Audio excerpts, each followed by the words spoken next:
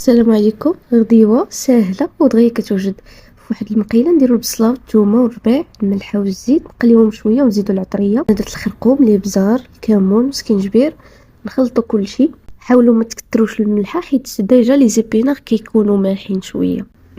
نقليوهم مزيان ومن بعد ملي دبلينا البصله شويه نزيدو طريفات ديال الطون مقطعين صغار باش دغيا يطيب لينا. تقدروا تعوضوه بالدجاج ولا لدند.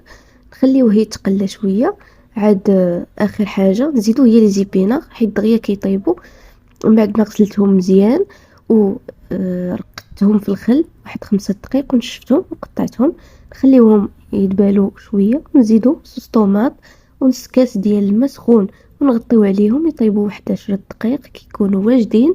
من بعد ما طابوا كنزيدو الفرماج محكوك، نخليوه يذوب شويه ونشوفوا ليا البنه ورا الطون دغيا كيطيب.